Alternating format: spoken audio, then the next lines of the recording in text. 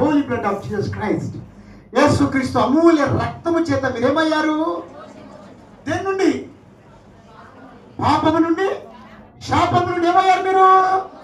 కాబట్టి పాప శిక్ష లేదు మీ మీద, శాపదోషం లేదు మీ మీద, పితరుల పాపం కూడా లేదు మీ మీద.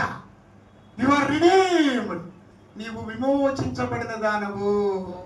హల్లెలూయా. ఇందాక చెప్పాను కదా, శాపం పోయిందంటే ఆల్రెడీ మనం ఏదేముంది ఇప్పుడు? హల్లెలూయా. ఎవరు చెప్పండి మీరు? యేసు రక్తము ద్వారా విమోచించబడిన వారు. ఇప్పుడు యేసు రక్తం తాగుతున్నారంటే గుర్తు చేసుకోవాలి, ఈ రక్తం ద్వారా నేనేమయ్యాను? మన మీద ఏ దరిద్రం లేదు. స్తోత్రం చెప్పాలి గట్టిగా. హల్లెలూయా. అమూల్య రక్తంతో ఏమయ్యారు చెప్పండి? విమోచించబడ్డారు. చెప్పండి, పాపము నుండి, శాపము నుండి మీరేమయ్యారు? ఒకరు చెప్పండి, విమోచించబడ్డామని చెప్పండి. ఆ యేసు రక్తం తాగుతున్నప్పుడు దేవా, ఈ రక్తం కార్చడాన్ని బట్టి, ఈ రక్తం ద్వారానే నేను విమోచించబడ్డాను అన్న ధైర్యంతో మీరు ఉండాలని. హల్లెలూయా. ఎవరు మీరు? యేసుక్రీస్తు రక్తము చేత. మళ్ళా చెప్పండి,